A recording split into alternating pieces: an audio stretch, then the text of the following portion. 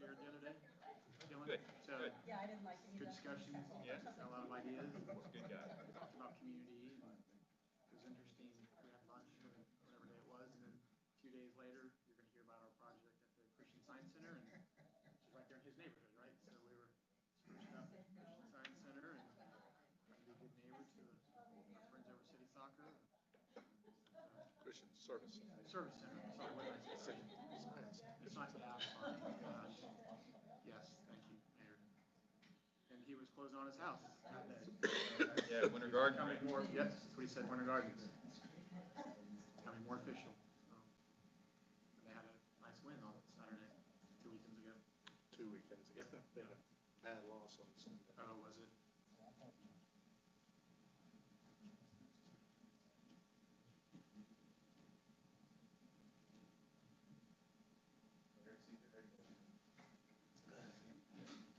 Yeah, doing good. Thank you.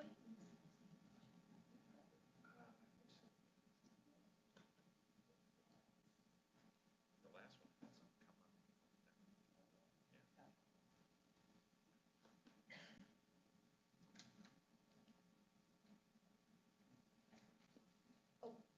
My car says it's time. Welcome, everybody. Is Ms. Rainford here? Will we provide the moment of reflection?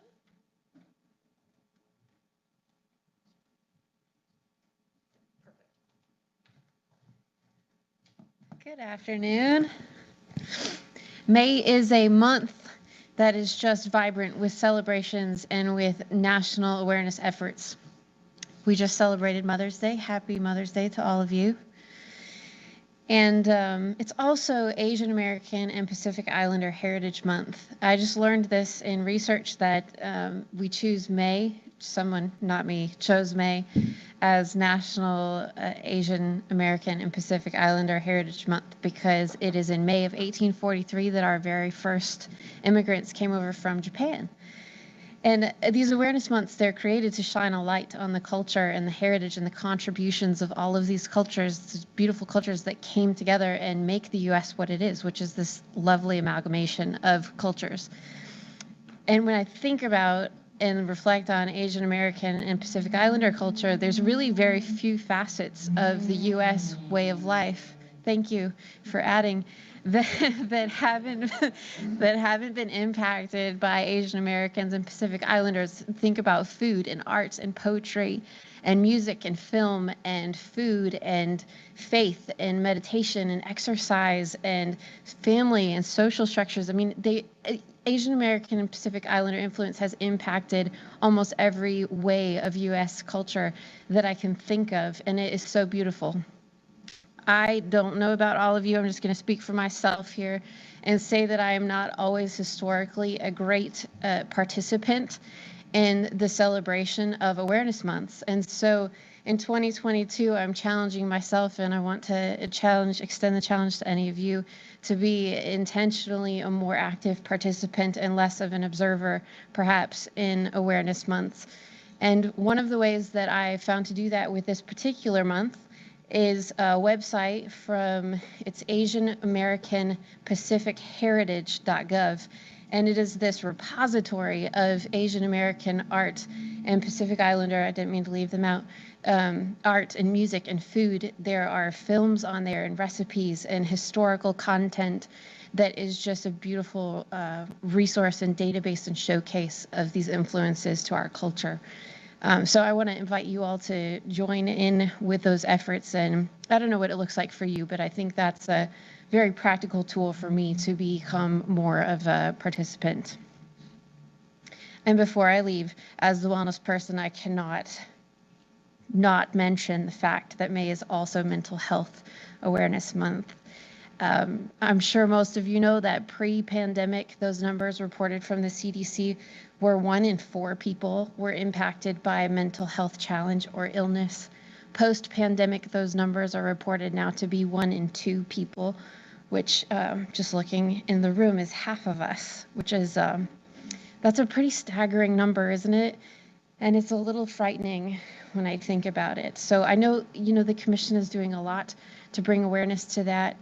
But again, using the same thought of being a participant instead of just an observer, I hope to extend that same thing from Asian American Pacific Islander awareness to mental health. How do we become active participants and not just observers in the fact that this is Mental Health Awareness Month? I'm sure that you've heard, I think when we think mental health, you automatically go to yoga or meditation or spa treatment maybe, or your favorite comedy, whatever that looks like for you. It could be spending time with people who matter to you. It could be taking a walk or getting exercise. It could be, okay, really think about this, putting your phone away for an hour in a drawer. I know someone who does that, and I love that. What a great practice. I'm just going to lock it in a drawer for an hour and not touch it. I wonder how that would impact our mental health. And it's funny, really with any habit, health or faith or awareness months, whatever it is, it's hard to kind of move it from an idea into I'm actually doing this. Does anybody else struggle with that? How do we move something from an idea to a habit? And I think that's individual, right? You have to figure out what that looks like for you. But I hope that this idea from moving from observer to participant, whether that's Post-its or my personal favorite that gets me is putting my workout clothes on my favorite spot on the couch. So you actually have to move them in order to sit down. That'll get you, okay? Whatever that looks like for you to change a habit, really think through that and then start to do it. So I'm in for this month if you are. Hopefully beyond that. Have a lovely, safe, productive meeting. See you later. Madam Chair, just before she leaves, the Asian American Pacific Islander population census to census grew 73% in the city of Orlando. And we do celebrate AAPI, and there will be a celebration at City Hall Rotunda. What's today? Tuesday? A week Today's from Tuesday. Wednesday on the 18th. So invite everybody to come. Thank you, Ms. Rainford. Terrific actions there. I'd like to invite Ben Heimel now to come forward and lead the Pledge of Allegiance. As Ben's making his way up here, I want to mention that Ben served in the U.S. Air Force for 4 years, achieving the rank of first-class airman. He has worked at OUC for 11 months, and his current title is Senior Conservation Specialist. Please stand and join us in the Pledge of Allegiance. I pledge allegiance to the flag of the United States of America and to the republic for which it stands, one nation, under God, indivisible, with liberty and justice for all. Thank you very much. Thank you for your service. Thank you. All right, the time is now, looks like 2:08, and I call the May 10th, 2022 Commission meeting to order. Our next agenda item is the consideration of the April 12th pricing workshop minutes. I'll entertain a motion to waive the reading of the pricing workshop minutes and adopt them as published. So move. A second. Thank you. We have motion and second. All in favor, please say aye. Aye. Any opposed? Motion passes. Our next item on the agenda is the consideration of the April 12th commission meeting minutes. I'll entertain a motion to waive the reading of the commission meeting minutes and adopt them as published. So moved. Second. All right, we have motion and a second. All in favor, please say aye. Aye. Any opposed? Motion passes. All right, Mr. Adams, would you like to start us off on the service awards?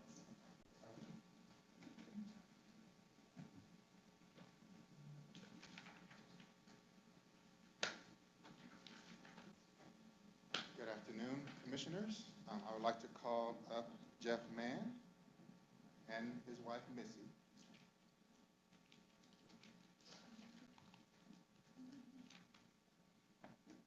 You look so nervous. Although we haven't done this in, I think it's 3 years now. You are the first in whatever this has been. So yes, you are correct. We are trying to catch up a little bit. Jeff is celebrating his 25-year anniversary. He started in 1995. So if you add 25 and 95, it's really 2020, right? So we're trying to catch up. But I wanted to talk a little bit about Jeff and his family. His wife, Missy, actually used to work here at OUC for a while. Now she's a full-time mom. They have a son, Alexander, who's 19, and a daughter, Danielle, who is 15. Danielle is a pretty good basketball player, too. She took her height from her dad, so she plays basketball at St. Cloud High School. Very good player. So Jeff used to work for a mom and pop shop over in Winter Park. I think they sold, industrial equipment, correct? And Jeff had a couple of friends that worked here at OUC, one at Indian River and another in the warehouse. And of course, Missy started working here at OUC about 6 months prior to Jeff. So I'm sure she was putting a little bug in his ear, and his friends were saying, look, OUC is a great company to work for. So Jeff decided to explore an opportunity here at the company. And he got his foot in the door like a lot of us did through the meter reading department. So he started there in 1995. Then he transferred over to be an apprentice line technician in distribution, construction, and maintenance. He worked his way up through line technician 3, then line technician 2. Then, Jeff's a smart young man, so he says, I think I may want to go the route of engineering. So he looked to see what was available in the engineering department and became a distribution designer in engineering, then a senior distribution designer.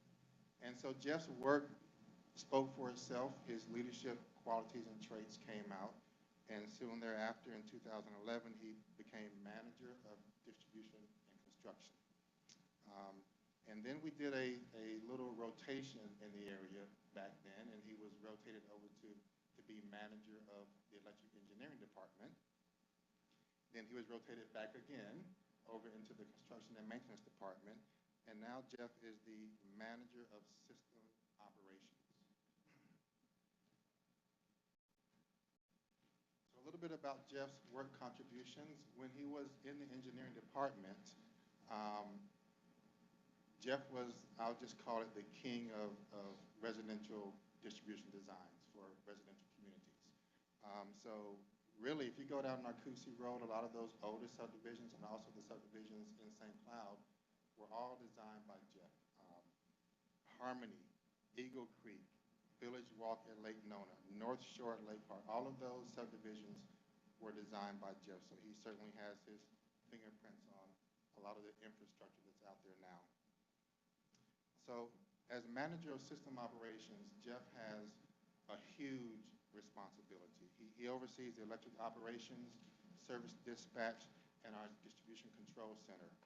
So before anyone can operate the electric grid, before they can do any switching and tagging, energizing circuits, de-energizing circuits, they have to come through Jeff's office to get approval.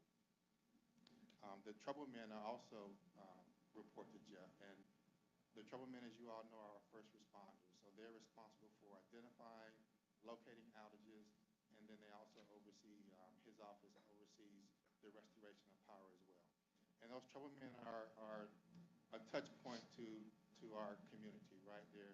People are glad to see them come, and then sometimes they're a little bit upset because they're out of power, but because they have such great customer service skills, the customers are always happy when they leave. So, and that all comes from the top, which is Jeff.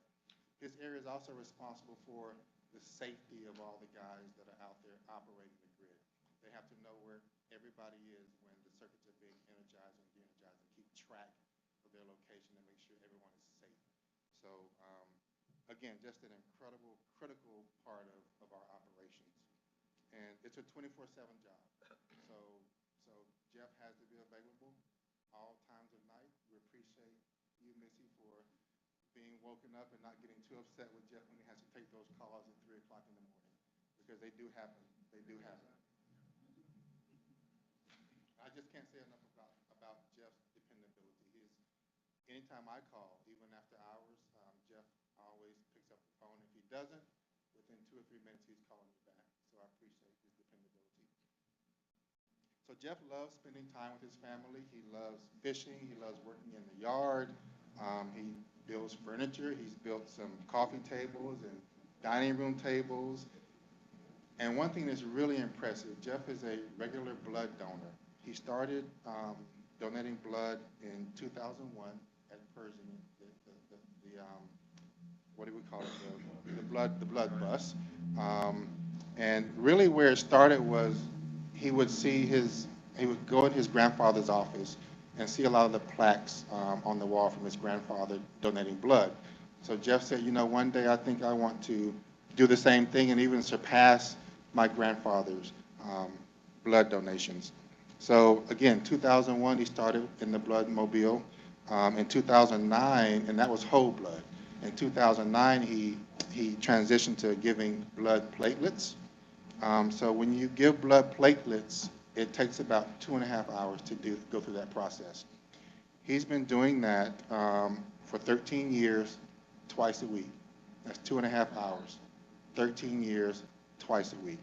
And he's given about 66 gallons of blood during that time. So I know the community really appreciates that, and obviously he knows the workers that are there because he's been going there for so long. And on one occasion, he mentioned that the technician had a relative who was a cancer patient that needed blood platelets. And because she worked there, she found out who donated the blood platelets, and sure enough, it was Jeff that did that. So I know she really appreciated that. So again, Jeff, congratulations on 25 years of service, and thank you for all you do for the commission. Thank you.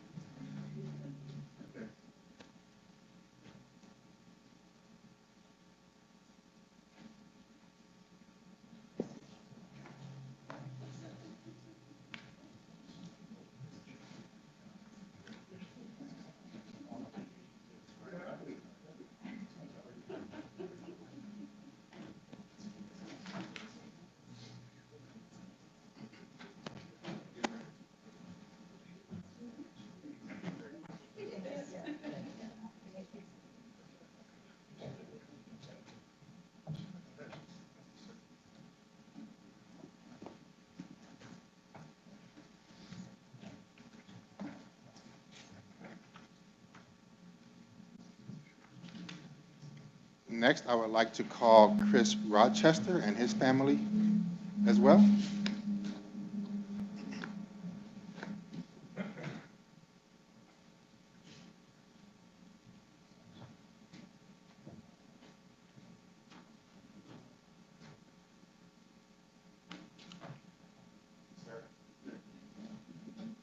Chris is also celebrating 25 years of service. He is joined by his wife, Joni, son, Josh, and his son, Zach, who, as you can tell, he's a line technician too with the company and one of our future superstars.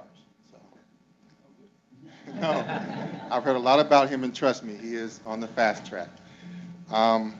So Chris used to work at Winn-Dixie years ago in the meat department.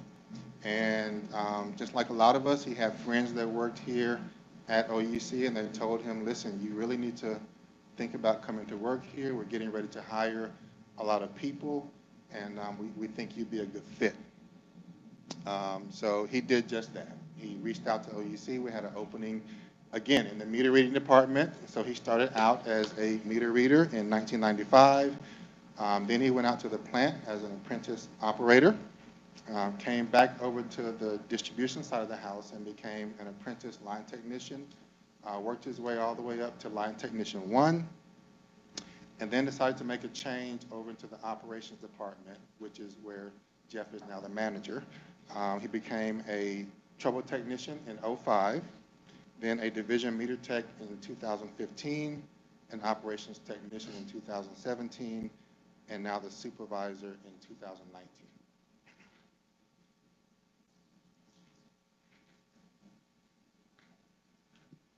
So you heard me talk a little bit about the trouble technicians, our first responders, where Chris is the supervisor of those individuals. Again, just a critical element to our operations. The trouble technicians, the division meter techs, and the service technicians, they're responsible for installing single-phase and three-phase meters. and those trouble technicians going out, identifying the outages and lockouts and trying to restore power as quick as possible. So just a critical, again, I can't say enough, critical part of our operations. And that's what he stated that he's most proud of, is just maintaining a good quality electric grid. And he takes a lot of pride in his work, as he stated. He really enjoys keeping customers in power, getting them back in power just as fast as possible. One thing I realized when I was talking to him, he didn't tell me this was his motto, but it really came through. So his motto is do everything you can for the customer and do it safely. Again, very dependable. It's a 24/7 operation over there. He has to be available around the clock, 365, and he just does whatever it takes to get the job done. His hobbies, he enjoys camping, hunting, hiking. He goes to Camp Apollo at least once a month or once every 6 months. Loves the outdoors. They bought a camper a few years ago. They like to go to Georgia on camping trips. And he's actually taken a few trips up to the Appalachian trails, hiking trips. And he really enjoyed that time with family, and I think Glenn Massari also went as well, another line technician on the trip.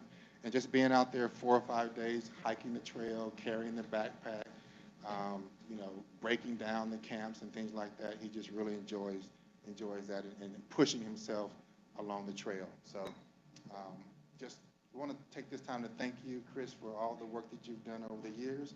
Really appreciate your contributions to the company. Thank you.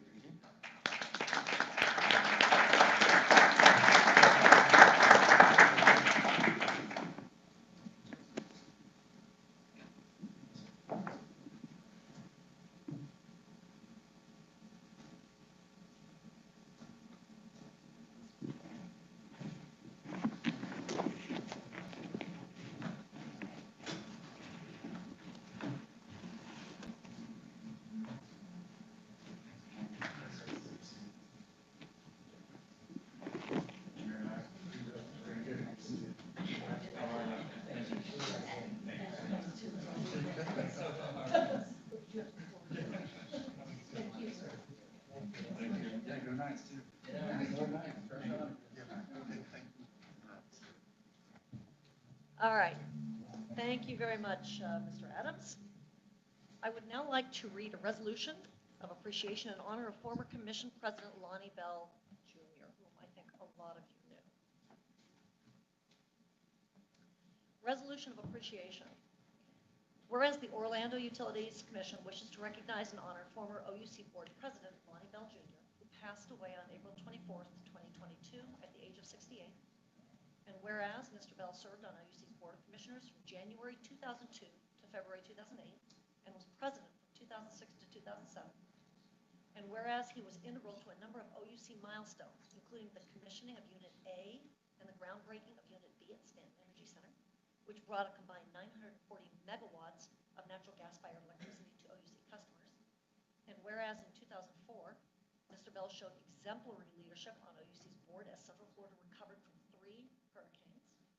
And whereas in the following years, he represented OUC in an effort to work with consumer activists seeking to help financially challenged customers navigate the Great Recession.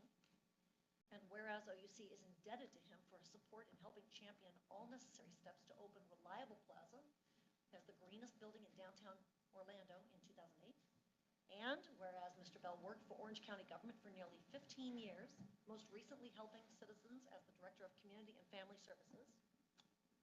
And whereas giving back was important to Mr. Bell, who served as a mentor for Take Stock, listen to this list, for Take Stock in Children in the Orlando-Orange County Compact, and as a board member for the Jobs Partnership of Florida, Early Learning Coalition of Central Florida, 100 Black Men of Central Florida, the Department of Juvenile Justice Circuit 9 Community Advisory Board, Florida Association of Community Action, Florida Chamber of Commerce, and the Council for a Sustainable Florida.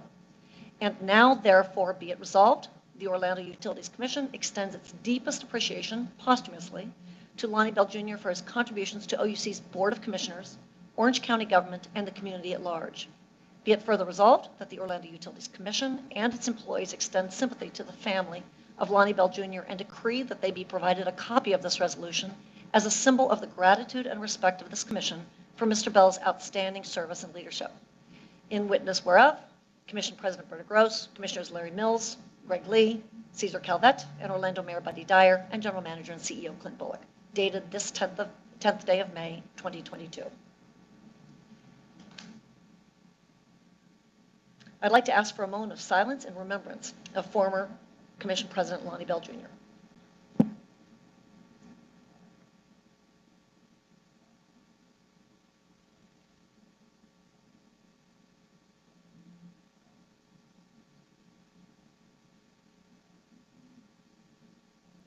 Thank you for that, and what a model to follow. Ms. Osani, would you like to present the next community recognition?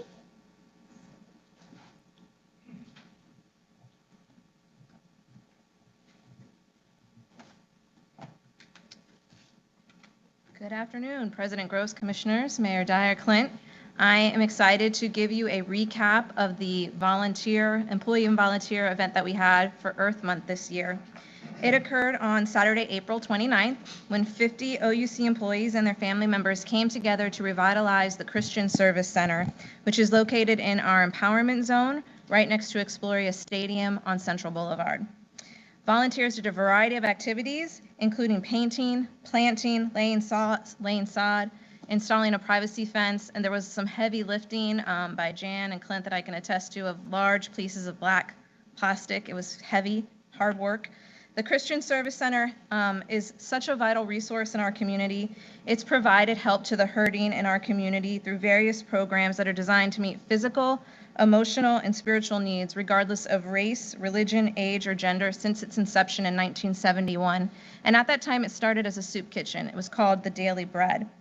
And that day we went on a tour, and I really learned a lot, not just about the Christian Service Center, but about homelessness in general. And I'd like to share that with you because I found it very enlightening. So the Christian Service Center has become more than a soup kitchen. It has become a comprehensive day service provider. That means it's solutions-based and provides more than meals. It also has laundry, mail services, hygiene, as well as they can get support for their mental health. They can meet with healthcare providers. They can find jobs through this center. It's really become holistic.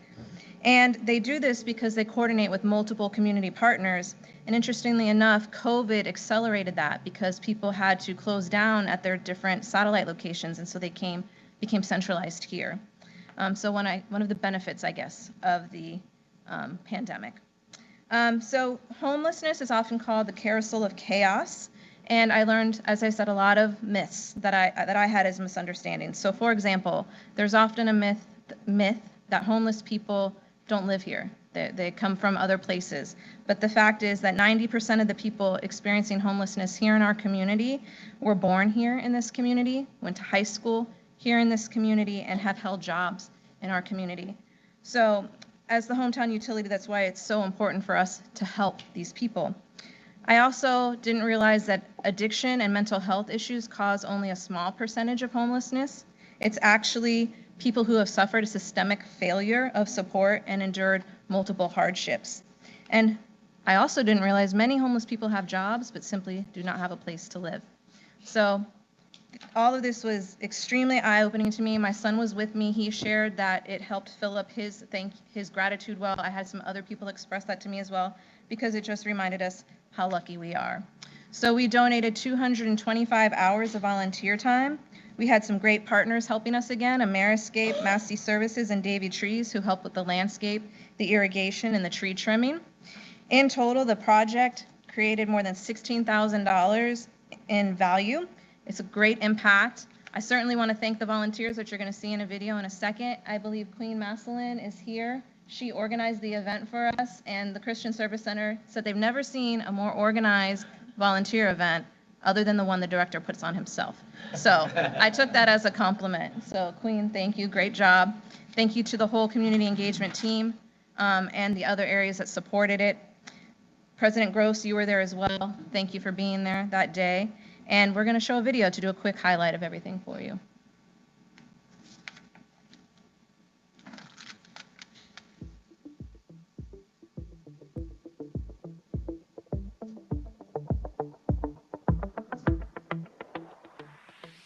So we have this massive project with some wonderful volunteers from OUC and their partners. And what we're trying to do is really beautify the campus. We think of this as a sacred and safe space for our clients who are all unsheltered adults experiencing homelessness. So we have about 8 different projects going that are all intended to just create a nicer, safer space for the people that are really struggling and in need.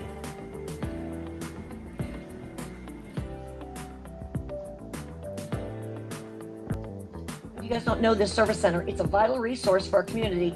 It's in the heart of the Paramore neighborhood, and this is part of OUC's Empowerment Zone, which encompasses the entire zip code 32805. We're so happy to be out here. We're doing some landscaping, we're doing some painting, we're putting up some fencing, we're just sprucing this place up, but most importantly, we're giving back to the community. So I'm so proud of our employees that take the opportunity to come out in the community, whether it's here today or several other community volunteer events we do. You see many of them that may have brought their mom with them, may have brought their children with them. That's what's so important. My kids are 7 and 16. So the one that's in high school, she does volunteer work often, but we don't get to do it together. So I thought this was a great opportunity for our family to come and work together, and for the little one to just show her how important this is to give back to your community. I am really happy to work for a company that makes it so easy for us to get involved in this way and really causes that I care about.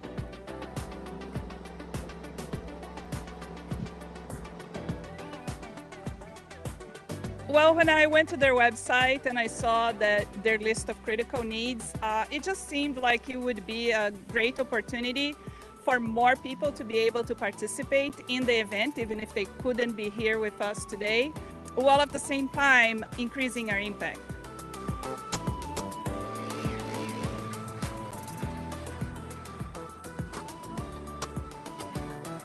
We are trying to get the irrigation system workable again so that we can have new plantings and such and actually get them to stay alive. We're making some of the trees safe. There's a lot of dead wood in the trees. We have this big oak tree back here we're removing. It's leaning toward the building and just making it nice for everybody. OUC is great. We love partnering with them. They love to do things here in the community and do special projects like the one we're doing now. It's just a great relationship with OUC. We really needed that extra energy that comes with having a large group of people put in a lot of effort, because many hands make light work and they make a really big impact. And so when our staff come back to work on Monday, they're going to see the impact and be really astonished, and it's very empowering for them. So we're very excited about the whole thing. For us to be out here today really makes a big impact on the community, especially the Paramore community here. Some of the things that we can do, whether it's encouraging each and every one of us can have a hand in making a difference in someone's day. So just being able to contribute, to do your part is really a feel-good moment, not only as a person, but as an OUC employee as well.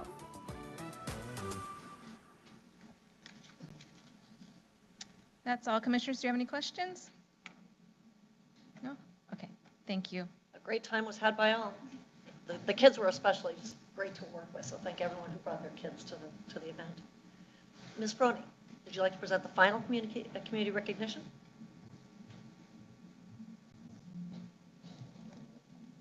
President Gross, Commissioners, Mayor Clint, I am really excited to share an announcement today. I believe we have an image that'll go on screen here.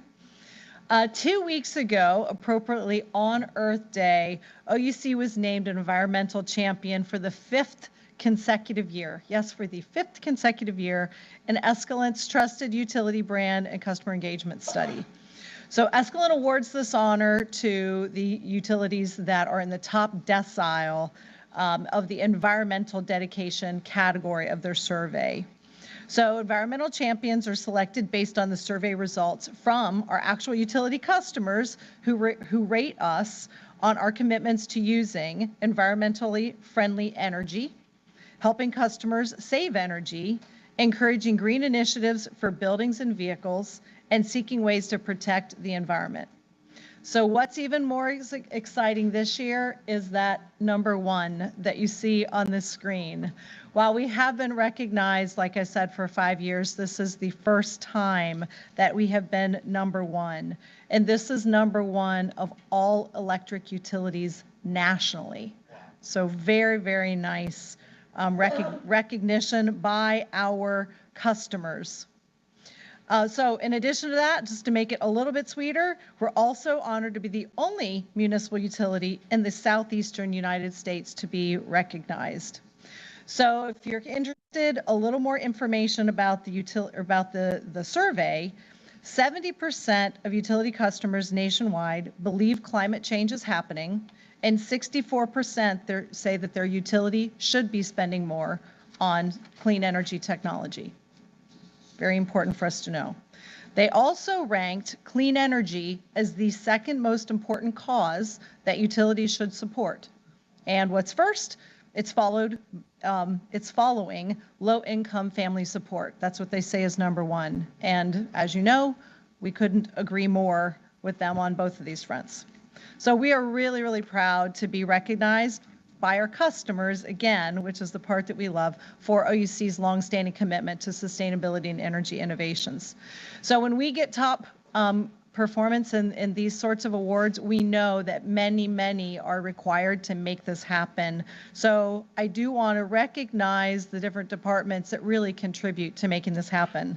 So first of all, I want to recognize OUC's Operations Division for their commitment to providing environmentally friendly energy. So we really couldn't do this without them. Secondly, our sustainability teams for providing amazing tools and programs to help our customers save, going out in their homes, going out into the community, and reminding them and helping them use what we provide for them every single day. Our corporate sustainability team, emerging technology, new products and solutions, as well as our fleet and facilities teams that really encourage green initiatives for buildings and vehicles. And of course, the finance team who helps us figure out how we're going to fund all of those things and using the best funding mechanisms that they can find. Our customer service, communications, and community engagement teams for keeping our customers informed, keeping this at the forefront, and really driving adoption of all of these programs that we have to offer. And our green team is constantly, they work with us internally behind the scenes, seeking ways to promote environmental protections, again, internally for us and for us as employees to go home and use with our families. And lastly, commissioners, it wouldn't be complete if we didn't stop and thank you for your support and your leadership that really helps OUC be an environmental champion. So thank you very much.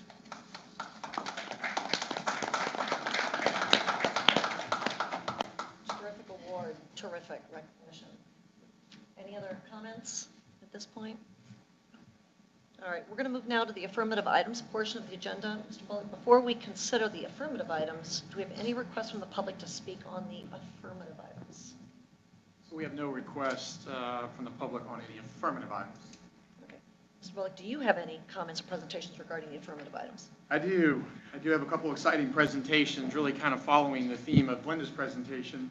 From an environmental stewardship standpoint, we have a couple of agenda items that I want to highlight today and give the commission an update. I'm going to ask Justin Kramer to come up, our manager of emerging technology, to really talk about the first one. And as he's coming up, I just want to take you back in time a little bit. And as we updated our strategic plan in 2020, as we set some progressive goals of net zero CO2 emissions by 2050, but more importantly, we set the interim goals of reducing CO2 emissions by 50%. And we recognize that we're going to need to make some changes in our portfolio. And we've made some decisions on those through the electric IRP. We've recognized that we need to advance in renewable technology. But we also recognize that those are intermittent resources, right? We talked about that extensively from a solar standpoint. And as such, we made a commitment to spend over $90 million on energy storage. It's a really important element to this entire conversation as we talk about reducing CO2 emissions. So while we have a very specific project here for your approval today, I've asked Justin to give the board a bit of an overview of some of the emerging technology initiatives that we're looking at related to energy storage, because there's no one solution on energy storage. They each have their different properties and benefits associated with them. And so we're going to give you a bit of an overview of some of these things that we're looking at, and then highlight the specific project that we're asking for approval here today to spend some of those dollars from an environmental standpoint to advance energy storage. So with that, Justin, I'll turn it over to you. Thank you. President Gross, Commissioners, Mayor, and Clint. My name is Justin Kramer. Like they said, I'm the Manager of Emerging Technologies, and just wanted to talk to you a little bit today about storage. If we can go, yeah, so like Clint said, we do have a $90 million commitment to storage as part of our Connected 2025 goals. And that's really in support of that, carbon net zero goal as well, and how to deal with the intermittency consideration. So if we can go to the next slide. Okay. And like Clint was saying, diversity is key with storage. There's a lot of different storage technologies. Some are very short-term storage, some are longer-term storage. Flow batteries, hydrogen, and thermal energy storage are all long duration. They separate out energy and power so that you can scale the amount of energy stored without having to pay for all the power infrastructure on top of that. So they allow you to have that kind of long duration, while lithium ion and flywheels are more of a short duration, dealing with intermittency, dealing with power quality considerations. Each technology has its own use case, economics, operability, and just overall risk or value portfolio to it. So we need to be able to consider all of these technologies. Next slide. So to get to the point of the intermittency piece of the puzzle, you can see here there are three kind of key days in the solar world. These are 3 consecutive days. You can see the first one is pretty intermittent, the second one is a fairly cloudy day, and the third one is a fairly clear day. We need to be able to deal with this kind of intermittency, and storage is really going to be the key to that success at the end of the day, in making sure that it kind of flows that way. Next slide. And we can show kind of how that operability would look. So your blue line, kind of the spiky line, is the actual intermittency of the solar. We can charge and bring down that curve basically down to basically the black dotted line, which would be what our generation assets and our customers would see. This basically brings it down to a place where our generation assets, through their ramp rates, can respond to solar, and it's not fluctuating so drastically that they wouldn't be able to do that. And then in the green at the end, you can see where we have some additional storage to help kind of ride through that. This would be kind of a lithium ion consideration of dealing with intermittency and providing some peak shifting, but it would not get us through the 24 hours at the end of the day. Next slide. So as we've started to consider some of these technologies, one of the things that we've done is a lot of work at our Gardenia facility. Just to kind of orient you guys, this is the entrance into Gardenia. You have the carport array, the main office building, and then our warehouse with our fleet building here over in the corner. As you guys probably remember, we have the carport solar that we installed years ago. And recently, we've been working on this nanogrid solution down here, along with some of the EV charging in the parking lot. But the nanogrid has provided us really an opportunity to test out some of these new storage technologies. In the nanogrid, we have some floating solar, which acts as some generation to the site. We also have flow batteries and flow batteries and flywheels there today, which provide us the ability to start figuring out how to operate those technologies together. And then we also have EV charging level 2 and level 3, including V2G at that site. So this has really provided us a platform to start testing controls, communications, latency, reliability, all of these various technologies, and really kind of kick the tires in a very economical and efficient way. And then in the future, we're going to be adding hydrogen to that site, which will provide a pretty strong storage component consideration as well. And so this really provides us that kind of opportunity to test some of these technologies, evaluate where they might fit into our portfolio, and then start having conversations with the operations team and some of the other teams throughout OUC on how could we dispatch these for the best value to OUC customers. If we go to the next slide. So I wanted to give you kind of a more updated view. I want to thank Stephanie for this. She took this beautiful picture. As you can see here, this is the carport that we installed back a while ago. And then we just added this bifacial array to the top of Gardenia. The floating solar over here in the corner is part of that nanogrid. And if you look really closely, we have an EV charging car right here. All of this is EV charging along this area. And then that's our flywheels right there that we just installed, I think 2 weeks ago, we actually commissioned those. So those just came online. And then over here in the corner, a little bit out of frame, are the flow batteries that we can use in that testing. And so we have partnerships with UCF and some of the different research organizations on the nanogrid. Millions of dollars of research are actually occurring already in the nanogrid through DOE funding, looking at the environmental impacts, looking at the control algorithms, looking at all the operational pieces, really helping us kind of tell that story at the end of the day of how we're going to operate these things. Next slide. This is just another image of that bifacial array. We also commissioned this last month. So this is a really good expansion to the solar portfolio at Gardenia. It's about 100 kW. This allows us to also evaluate this technology for possible customer offerings through the commercial markets, as well as our own operational considerations. With the white membrane roof, the bifacial really operates nicely on top of that. And then bifacial is also a little bit more efficient when it comes to heating effects of solar. A little bit better efficiency operationally. Talking about the flywheels, we installed 2 of those flywheels. They're about 16 kW and 64 kWh. So these actually do have some duration to them. But as a spinning asset, there's a lot of value propositions to them and really understanding them. Flywheels are something that there's not a ton of research in the market on at this point, but really understanding how we could dispatch them and operate them. They also have a significantly less degradation than a normal battery would have. So there's a lot of benefits to them at the end of the day, and it's a spinning asset. There's no chemicals. There's no, it's a slight vacuum and magnetic bearings, and that's really the high points of it. Other than being very heavy, they are very heavy. And next.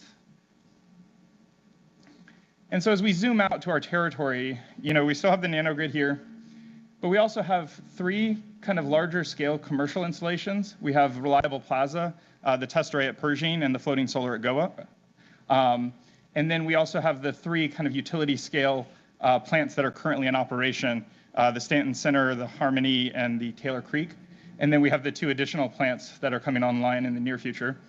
And so as you can kind of see, we've got some resources kind of spread out. One of the things that we wanted to do was to look at how do we bring storage kind of more into this conversation from a distributed nature, and also pairing some of that solar with some of that storage with our solar assets. So right here is the East St. Cloud substation. And so that's where we're actually going to be looking at this new opportunity that Clint had mentioned earlier. So next slide.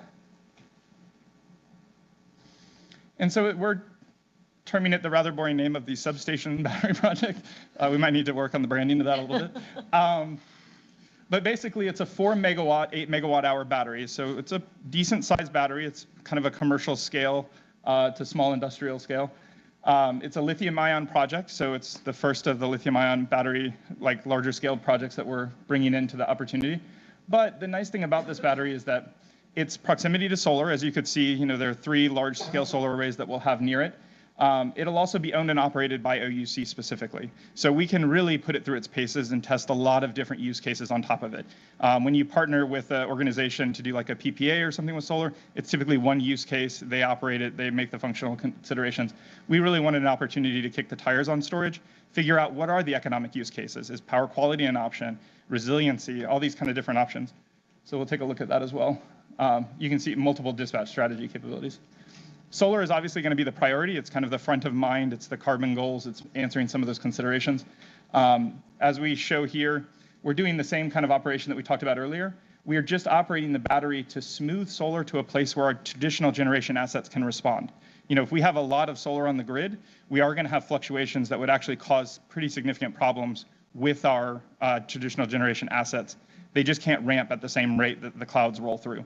So we need to have a capability of smoothing that out in a way that allows them to respond, along with also creating a little bit of a peak shift. Allows us to kind of bring down the curve of when the sun comes down, allows our generation assets to come back online, or helps us ride through some of those evening hours where solar is not available, but we have a pretty significant amount of load. So those are the 2 primary solar considerations. Next slide.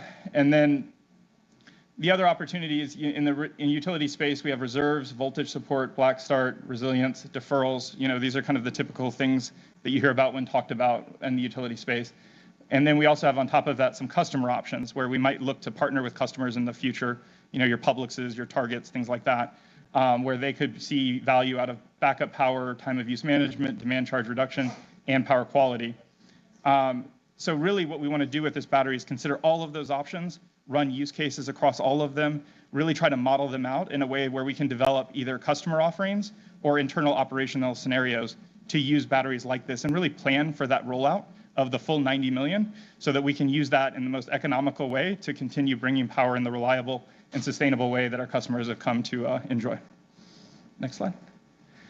And so with that, we'd request your approval of the capital portion of this project, and then 2 POs. One is a PO for the battery itself from Ameresco, and then an extension for our partner Black & Veatch, who's been helping us with the design and the kind of owner's rep portion of this project.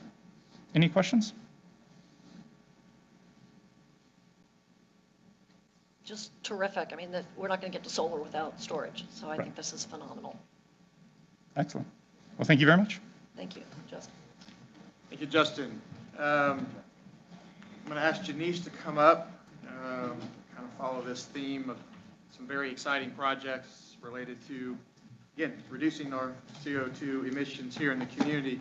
We've got some charging station projects, one that we have spoken to the board before about Robinson, and we feel like we're definitely a leader in the country with this project and the size and scope of it. And she's going to give you a bit of an update, but she's also going to talk to you about a new opportunity that we've had the ability to get another project down in partnership with the Orange County Convention Center. A little bit different size in project, but it's the advancement of electric vehicles. That as OUC, we've made a commitment to advance electric vehicles. We've made an investment to advance in this conversation, and we're doing it. At least we're trying to do it with some of the challenges that are in front of us. But again, very excited about this. We're continuing to see the market transform. We know we're going to see more electric vehicles, and we're trying to be ready, to respond as the local power supplier. So, Janice, can you give us an update on agenda items 821 and 822, please? Yes. I mean, that was great. I think you covered this slide very well. I will just point out the rendering here of the Robinson Charging Hub. It was shown about a year ago, and it hasn't changed. So we are still working towards this vision. Francis, if you could take me to the next slide. Just as some quick background, you have seen these images before. As part of our Connected 2025 strategy, we did commit $45 million to innovative charging solutions. And we've developed a strategy around 5 key pillars. Those are policy, rates, education, adoption, and infrastructure. And clearly these hubs are infrastructure. We've installed hundreds of charging stations throughout the service territory, but we are working on these fast charging hubs, or our recharge mobility hubs. And you've also seen this map before. You can see the red star is where the Robinson hub is located. The yellow star is where the OCC is located. It was pending approval the last time we used this. It is now approved, but I'll hold that thought. We'll come back to that. And then the blue are locations that are under consideration that we're still looking at, but we do want to have them scattered throughout the service territory all the way down to St. Cloud and up to the north part of the service territory. If we could go to the next slide, I'll give you an update on the actual Robinson Hub project. You can see on the left that we have broken ground. Construction is underway. Work is being done, and it is very exciting. We did experience delays with permitting. We're also experiencing supply chain disruption, and stormwater review created the need to increase our design, equipment, and construction costs, which is what you have change orders in front of you for today. Power Electronics is the charging dispenser partner who applied for the grant with us. They have seen supply chain disruption to the point that they have decided to stop producing the model that was part of our original configuration, and they're leapfrogging ahead to their next model. So we've been working with them on that, and I'll tell you what that means to our configuration on the next slide. Arioko Energy is our construction partner. We have had to work with them to mitigate the stormwater issues, which created the reconfiguration of the equipment and cost escalation. They're also experiencing manpower and supply shortages of their own. And then last but not least, EcoPreserve is our project management team, and because of the delay, the schedule has gone out, and we need to continue our work with them. So the impact to the schedule is the next topic of discussion. We were originally hoping to launch this hub in the fall of 2021. That obviously did not happen. The new schedule would be to have 6 of the chargers in place by December of this year, and then the remaining 14 by summer of 2023. In order to mitigate the cost increase as much as possible, we did go back to the drawing board and look at the configuration in order to mitigate some of these cost impacts. So if we can go to the next slide. You've seen this slide before. The Recharge Mobility Hub will still be one of the largest universal charging hubs in the U.S. We still have not found another universal one as large as this. There are certainly tons of Tesla ones that are larger, but they are only for Teslas. This you will be able to charge any electric vehicle that you may own. So the original configuration was 20 high-speed chargers, 2 that would be capable of 350 to 360, and 18 that were 150 to 160. Based on the redesign and the need to leapfrog to the other technology, we're going to change that to 6 capable of 240 kW and 14 capable of up to 120 kW. Again, this still remains one of the largest high-speed chargers that we are aware of in the U.S., charging hubs. And so the first question I had is like, well, what does this mean to the charging time? What's the impact here? So if we can go to the next slide. The impact overall on those highest speed chargers is about 3 to 6 minutes. There's several different variables that go into how fast a battery will charge. It includes the dispenser itself, as well as the car battery, the specs of that battery, as well as the programming for how the battery will charge. Sometimes they ramp up slow, sometimes they ramp up fast, and then they get to a certain part and then they ramp back down. So that varies. So we're estimating between 3 to 6 minutes is the increase in charging due to the reconfiguration. If we could go to the next slide. Here is our ask commissioners to keep this project moving forward. We are requesting a change to the capital expenditure estimate, as well as the scope change and change orders for power electronics and aeronautical energy. And as a reminder, at the bottom, we did receive a grant for this. We received $500,000 from the DEP. They also have granted us an extension. They have approved the new configuration, and pending your approval, we'll be able to keep moving forward and get this project underway. So this would bring the total cost now of the project, including the grant, to just over $2 million. Do you have any questions on this project before I go to the convention center? Yes, You mentioned about additional costs on the stormwater issue.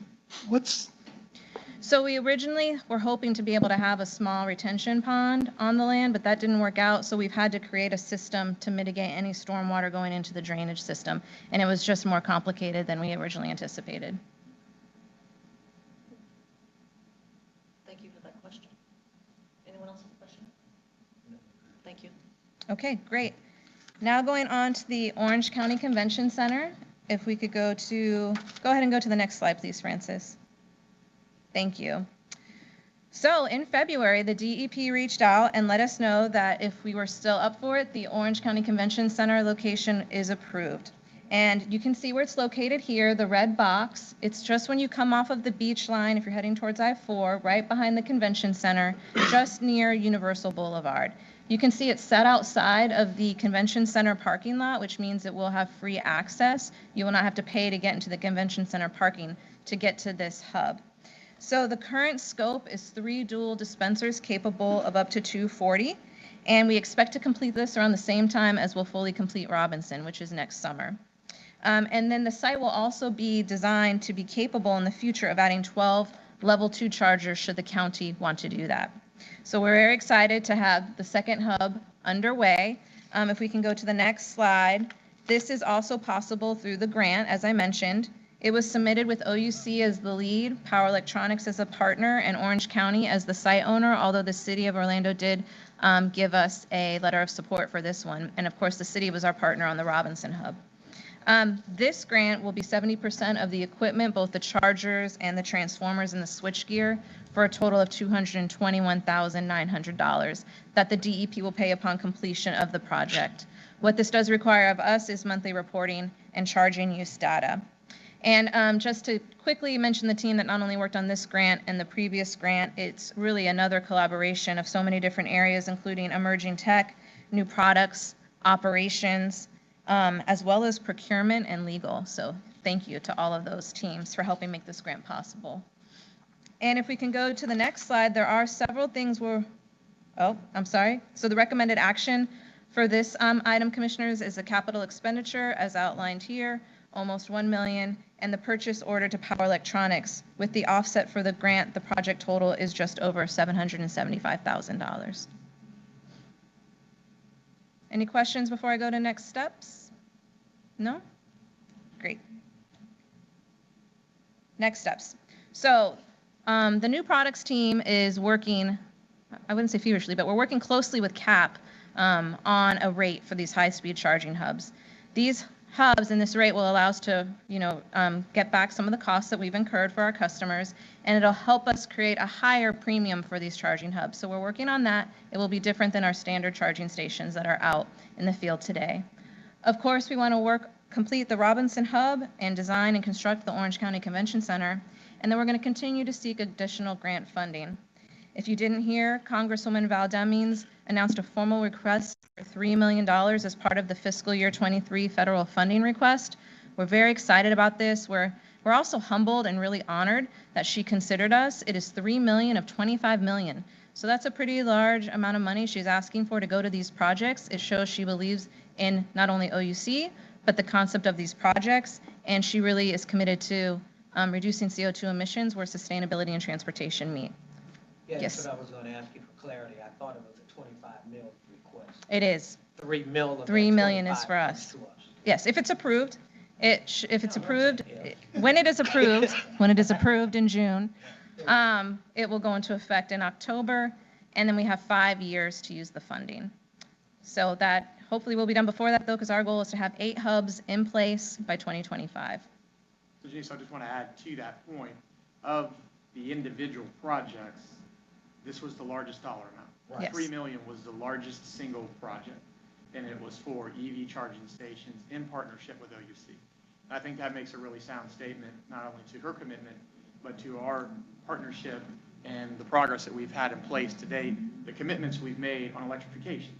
And we could just stand back and just sell electricity, but we chose, right, in 2020, to be intentional about electrification, to help grow the market, to help provide a service to expand it. Links is another example, and there's several more that the OUC team is working on. So when I saw that email and saw that we were at the top of the list for $3 million, I thought that sent a really strong signal. And I'm very proud of the OUC team for the commitments that we've made and the progress that we've been doing.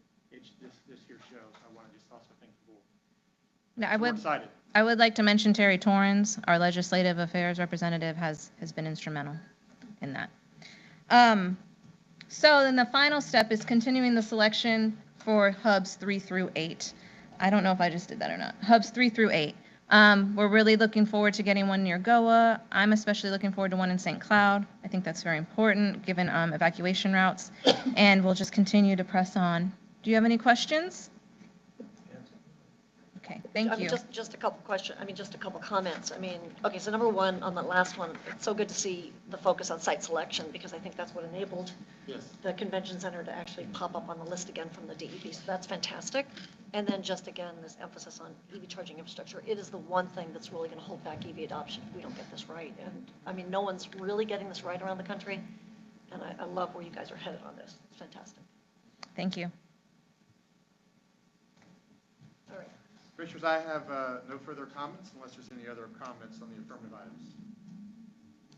Just one more ask, or one more time to ask, are there any members of the public that have not already spoke that would like to address the commission on the affirmative items? One last ask. Okay, fine. Commissioners, any other questions or comments from our side here? Fine. All right. Is there a motion to approve affirmative items A1 through A23? So moved. Second. All right, we have a motion and a second. All in favor, please say aye. Aye. Opposed? None, motion passes. All right, we'll now move on to the new business items. Mr. Bullock, do you have any comments on new business items? Yes, under new business item 1, I just want to share with the board that there's been no changes since the public workshop last month, the pricing public workshop. Available for any questions, but there's been no changes since last month. All right. May I have a motion then to adopt the proposed electric fuel price changes, renewable generation interconnection fee, and elimination of after-hours reconnection surcharge pending Florida Public Service Commission review, as well as a new commercial backflow installation fee to be effective June 1st, 2022. So moved. Second. We have a motion and a second. All in favor, please say aye. Aye. Any opposed? All right, the motion passes. Thank you. Ms. Burnett, will you please present the financial report?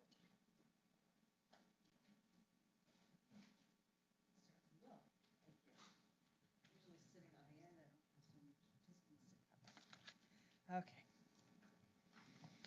Good afternoon, Commissioners, President Gross, Mayor Clint. I'm here to present the April financials. The year is moving way quickly. So in your packet are the March financials. In April, you can see the impact of warmer than normal weather and stronger than anticipated growth on the retail side, both for OUC and the St. Cloud area. We have grown in our variance to revenue, but I think you've heard it a couple of times in the comments, expenses have grown. The second slide will talk more about that. But overall, you can see that we're ahead of budget, about $11.9 million. Wholesale is also giving us a little bit of headwind as we come into the summer months. Francis, if you'll move forward to the second slide. Here, again, we put draft over both of these slides. We normally just present revenue and feel pretty confident, but we're still early in the month and we're still tweaking through some of the numbers, but really wanted to share with you some of the impacts that we're seeing on the cost side as well. Again, headwind on the revenue from growth and warmer than normal weather, but then on the cost side, constraints for labor, supply chain constraints, rising prices, and this is all excluding fuel. We are also seeing some unplanned costs related to the Osceola generating facility, which was not in the 2022 budget, as well as additional depreciation charges so we can be in alignment with the Clean Energy Plan. I think you also are aware that interest rates have risen again, another half a basis point. We are seeing some impact of that on our variable interest rate debt, although that is a smaller portion. Most of our debt is fixed. And so that is a portion of what we're seeing on net non-operating expenses. We have taken some charges related to rebalancing the portfolio. But in total, overall, we're seeing about an additional $9.3 million in expenses to offset that headwind on revenue. So a pretty volatile year. We're just a little over halfway through the year in month 7 of our fiscal year. So a bit of challenge, and as we get ready to prepare for the 23 budget, probably just a little more volatility than we normally go into in this budget season. So I'm happy to answer any questions that you may have. And sorry, a little sobering after some really good news. It's a tough market right now. It is, for a lot of things. Yeah, almost everything. Yes, All right, thank you. you're welcome. Mr. Browder, do you have any legal issues to report? All right, general appearances section. I know that we have a couple members of the public that would like to address the board. Do we have anyone beyond one more? Okay, we've got 3 folks that would like to speak. All right, I'll just call them up. I don't know who the third one is. Okay. Maybe I'll just call on Christy Folk. Oh, hi there. Maybe as you make your way forward here, I'd just like to remind all members of the public that you should state your name and whether you're an OUC customer. You should limit your comments to 3 minutes or less, please. And the commissioners will take your comments under advisement and will direct any follow-up questions to our officers or staff.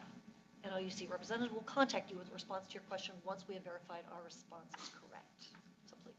Awesome. Hello, my name is Christy, and I am not an OUC customer. Thank you for listening to me today, commissioners. So my name is Christy, and I'm a climate and environmental justice activist born and raised in Central Florida, and I'd like to address today what I see as a climate justice issue. So coal ash is toxic and has many associated health and environmental risks when released into the air and when chemicals from coal ash landfills seep into groundwater. A cap-in-place closure method to close a coal ash landfill would leave the coal ash in place and place a layer of soil on top, and that would lead to monitoring the coal ash basically in perpetuity going forward. And that risks contamination of groundwater during adverse weather events that we know the climate crisis is exacerbating. Several reports that came out last year indicate that a clean closure, which is another type of closure of coal ash landfills, that involves the removal of all the ash and the reuse of that ash in another product or the responsible disposal of it, in the long term, that creates more jobs and income for the utility and improves public health outcomes. So a few questions that I have are, what is the planned method of closure for these combustion waste storage areas at Stanton that hold the coal ash when the coal plants cease to operate in 2027? And is the OUC planning to conduct an analysis of these types of closure methods and looking at the economic, environmental, and health impacts of those different types of closures? Thank you again for your time, and I look forward to your response.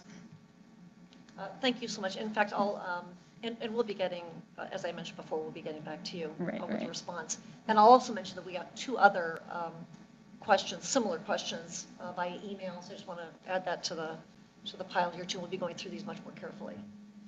Raquel Fernandez, please, if you're here.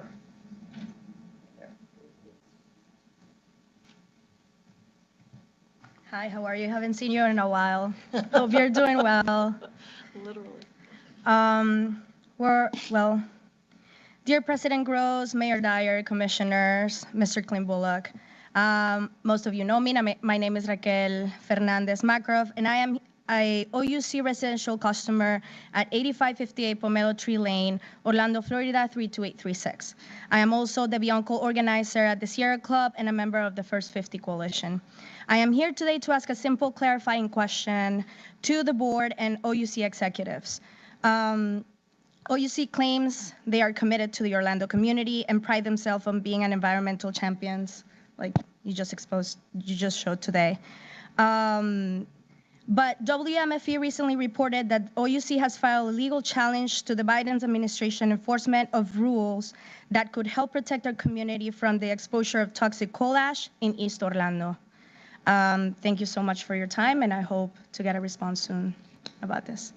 Thank you. For that as well. Thank you, too. And then finally, Justin Vanderbroek.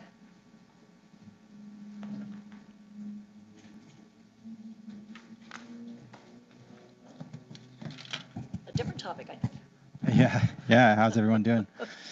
Good to see you all. My name is Justin Vandenbroek. I live 3016 Chelsea. I'm an proud OUC customer. I'm also president of the Florida Solar Energy Industries Association and one of the partners at ESA Solar, who's a strategic partner of OUC's on a variety of cool projects, including the old Gardenia one and some other really awesome stuff. So, yeah, I mean, first off, congratulations on OUC's great work. I mean, you guys are constantly leading the way, and it makes, a lot of people in the Orlando community super proud to live here with the amount of renewables that you all are deploying and storage. And actually just took delivery last month of a Rivian R1T, and so I'm super excited for the charging hub. So Kramer, can you please work a little harder on that? I think it was supposed to open already, but no, I'm just kidding. I know it's tough right now to build projects. So anyways, I spent oh God, it sucked.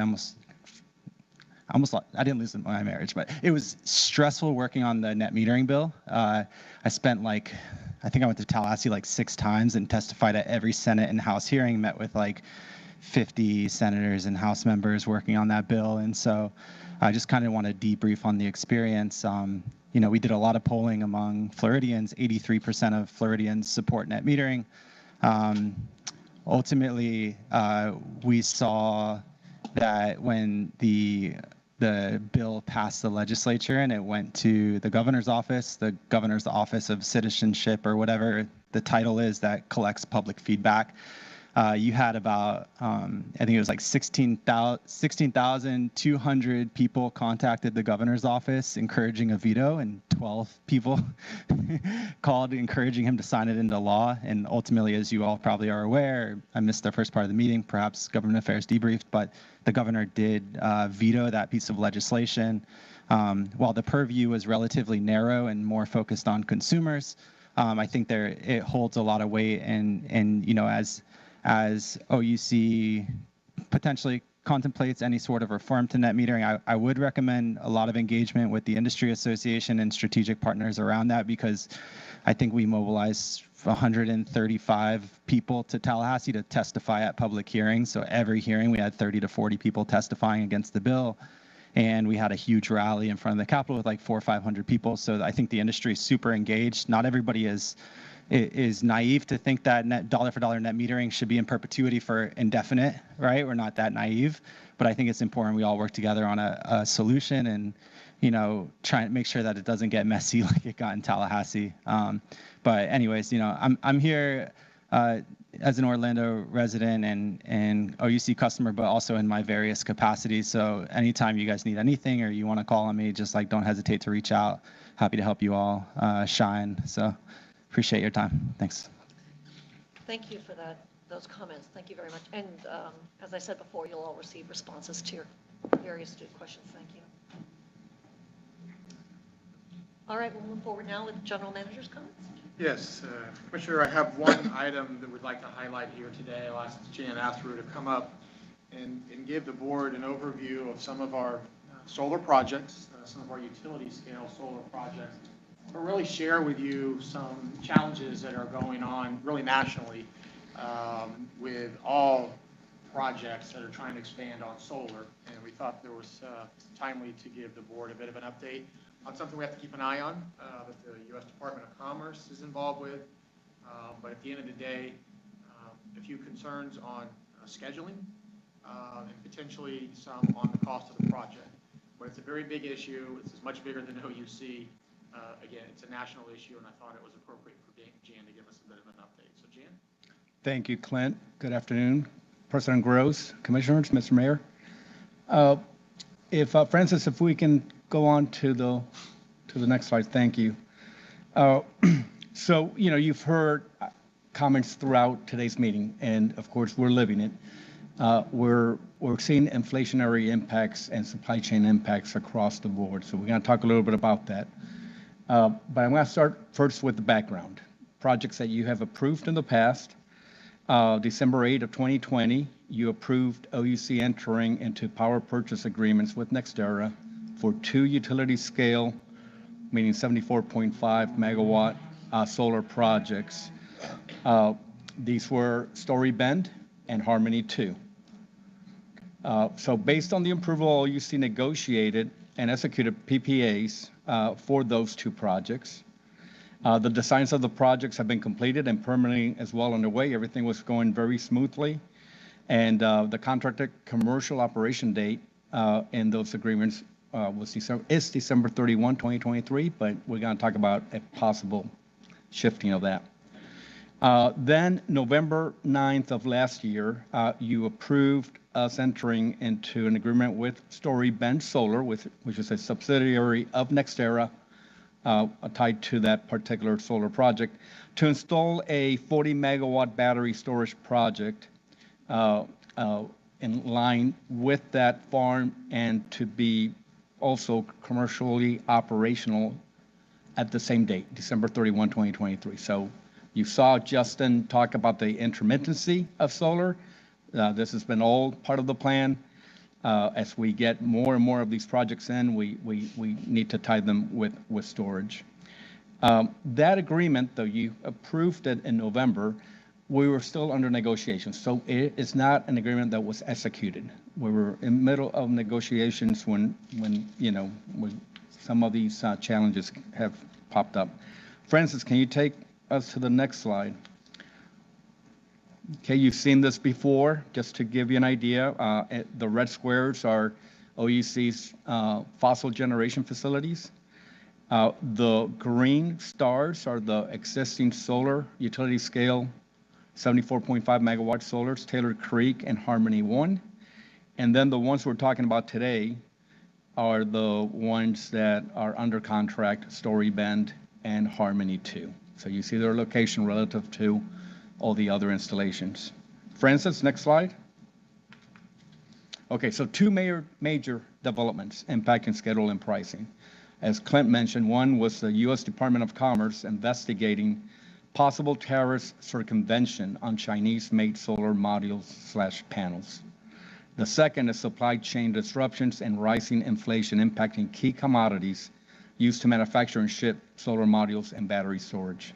So we'll talk about first the Department of Commerce. Francis, if you can take us to the next slide.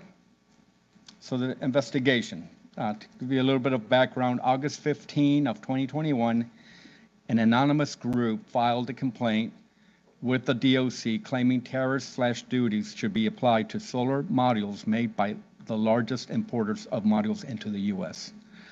The DOC rejected that filing. We're going to call that circumvention case number 1.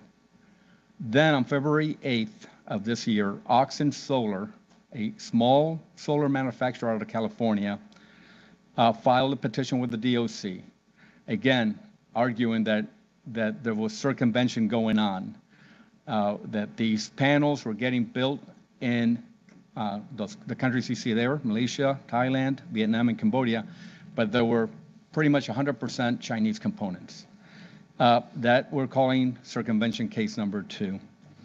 By the way, these tariffs were imposed during the Trump administration, but the Biden administration, they were supposed to expire in February of this year, but they were reinstated by the Biden administration. So in this case, you have 2 different parties behind these tariffs. So on March 28 of this year, the DOC initiated its investigation related to the circumvention case number 2. Francis, next slide. Okay, so if the DOC deems that manufacturers were circumventing the existing tariffs, imports would be subject to the anti-dumping/countervailing duties, AD/CVD, I'm sure a legal concept, imposed on Chinese imports of these types of solar panels that could impact costs up to 250%. Since this AD/CVD rates could potentially be applied retroactively to the date of the initiation of the investigation, many Southeastern Asian panel manufacturers have immediately restricted importation to the U.S. Basically, it has frozen approximately 80% of solar cell and module imports to the U.S. There are some types of technologies that are excluded from this tariff, like bifacial and some others, so 80%, but that 80% is what represents what we would in the utility scale field be installing. This will stay this way until the DOC concludes their investigation. Preliminary indications are that they'll have a decision by August 25 of this year, but then we're hearing more and more that may be delayed. So regardless of the DOC decision, the investigation will have the impacts on project schedules for at least 12 to 15 months. And the investigation will also have impact on price, potentially, though actual impact, we will not know until the investigation is over. As far as price impacts related to the tariffs. Francis? Now let's talk about the other, number 2, impacting things. Of course, as we've talked about, we're seeing inflation everywhere. So from a supply chain standpoint, the impacts across the commodities that are used in the transportation that are behind the manufacture of the solar panels, as well as battery storage, are just seeing some tremendous impacts. This is outside of the DOC investigation. This is just inflation. So ranging from 49% to 374%, depending on what you're looking at. We know that ocean freight has gone beyond 300% increase. Lithium carbonate used for battery storage has just had dramatic increases. And then you see the list of other bill of materials that go into the solar panel manufacturing. So impacting across the board, some significant impacts. At the same time, to be fair, natural gas prices have increased 200% since we executed these solar PPAs. The part of the challenge for us is that the solar PPAs you're locking in for 20 years. We don't expect natural gas prices to stay at these levels for 20 years. So we're just trying to digest all this. Friends, next slide. So the next steps, We are anticipating that the commercial operation dates for Story Band and Harmony 2 will shift at least 1 year to December 31, 2024. We're going to continue having discussions with our partner NextEra on price impacts on these solar projects. And let me just emphasize, it's getting shifted, but it does not change our carbon reduction goals interim 50% by 2030. Okay, so that's an important point here. And I say later on the slide that it does not impact today as we sit here. We don't anticipate that it's going to impact the dates of retirement of Unit 1 as well as the conversion of Unit 2, which I'm sure they're going to be obvious questions. The battery storage project negotiations are on hold. The indications we're getting as to the price of storage has more than doubled due to what we just talked about. It obviously that schedule lines up with the solar projects. You don't want to have the batteries in there when you don't have the solar, right? So wherever the solar project gets moved at, we would be moving the battery storage as well to interconnect with the solar project. But watching it carefully. Again, the decisions are 20-year decisions. Do we want to lock in or do we want to wait?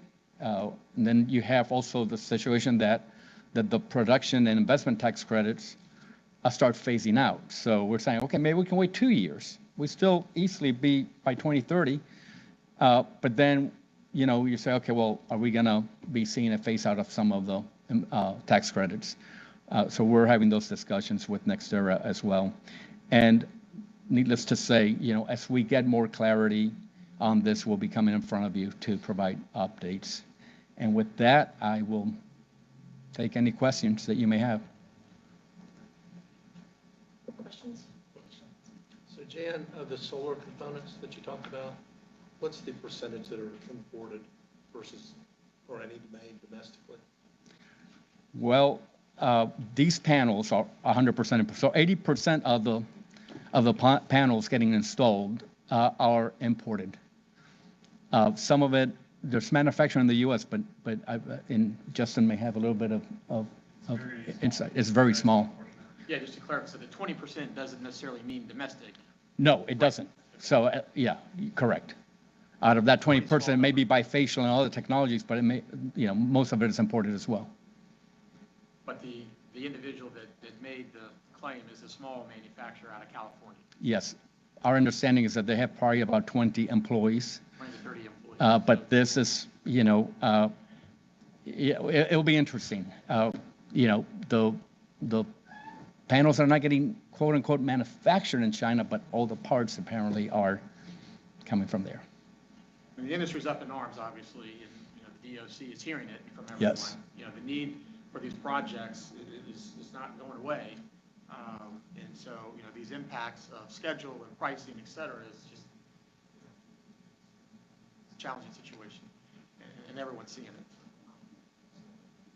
We just thought it was appropriate to give the board an update.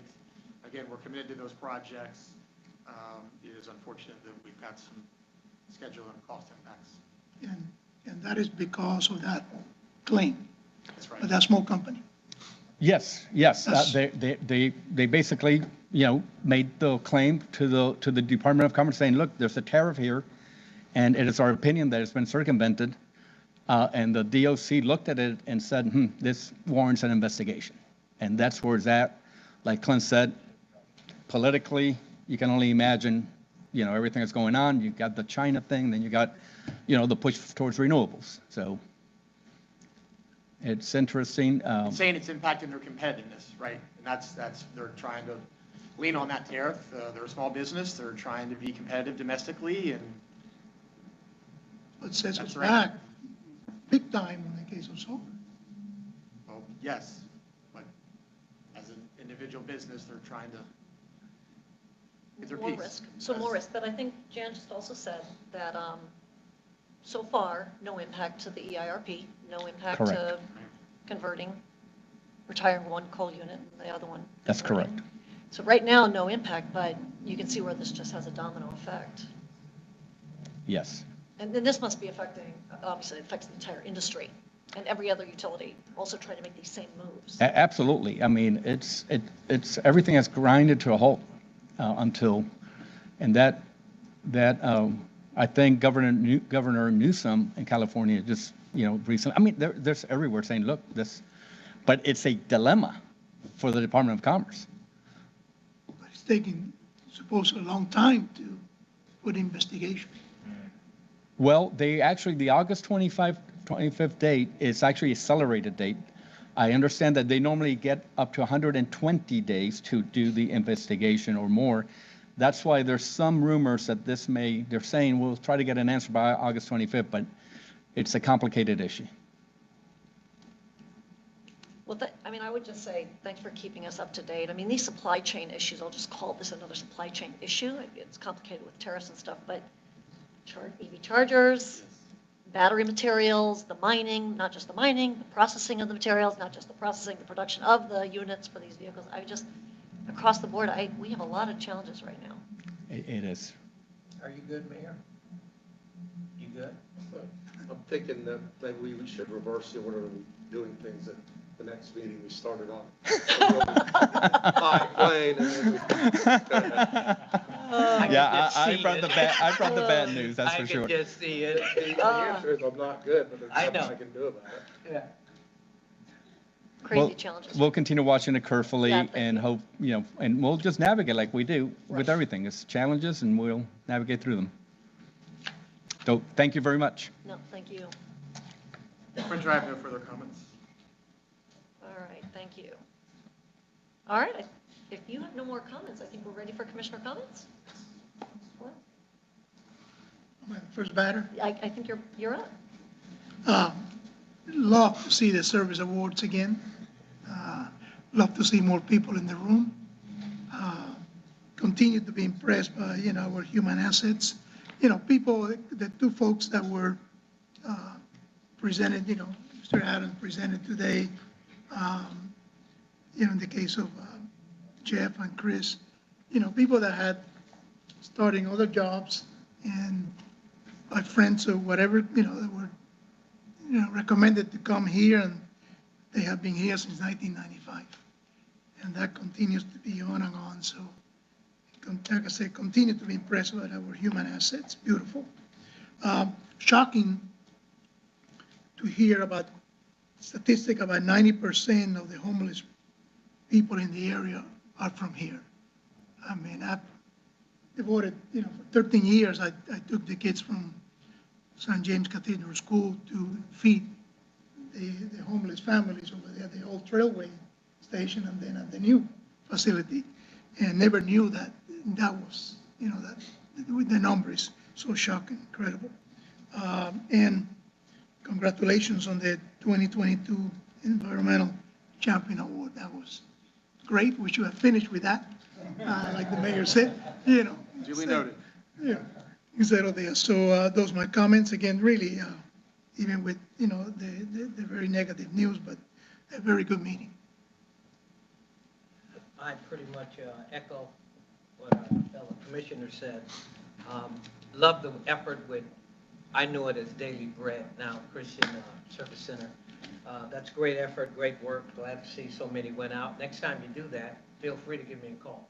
I've got a long history with it.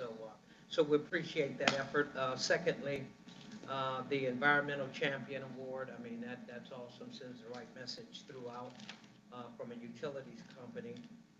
Love the Gardenia Innovation Center effort as well. We got to get more press on that. I think that $90 million set aside is a good investment in that area.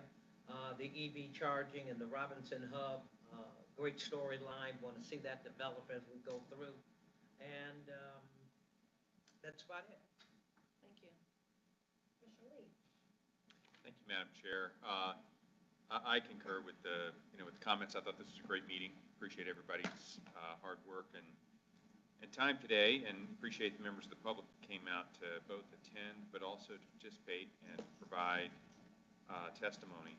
We will definitely get back with you on your inquiries and follow up with you on those specific items. I'm really impressed with the sustainable initiatives, charging stations and storage. I mean, that's what we have to do to meet the commitments that we set forward, and particularly with the 2050 plan that's in place. I understand that we can't do a lot about market conditions and some of the other things that we're dealing with. I just appreciate the fact that we're kind of looking at it and trying to stay on top of it to the extent that we can, doing everything we can to manage it and not let it impact the goals and the initiatives that we have in place to be more sustainable. Okay, same. I agree with all the other commissioners. I don't know if I can say it differently, but appreciate the employee community service and really good community partner to do the Christian Service Center. They've actually, in the last 2 years, expanded a lot of the services that they provide there. I think 2 years ago probably was primarily just lunch every day, and now the showers and being able to do your laundry and job placement, job counseling, and mentoring. So that's a really good not-for-profit. If you're going to provide some service, that's really good when you do it too. Ditto on the environmental champion. It's good having objective folks recognizing the work instead of us just saying how good we're doing. So that's really great. And then, yeah, the charging hubs and the battery storage. And actually, Jan, I appreciate your presentation as well. We need to know those type of things, even if they're not good. I don't know that we can have a way to weigh in politically, and we don't actually know what the facts of the case are going to be. It sounds to me like they're probably going to find cause on the tariff. So I don't know what happens after that. They go, do we have stuff we would have to come back and pay an additional penalty or tariff, or who's going to be hit on those? No,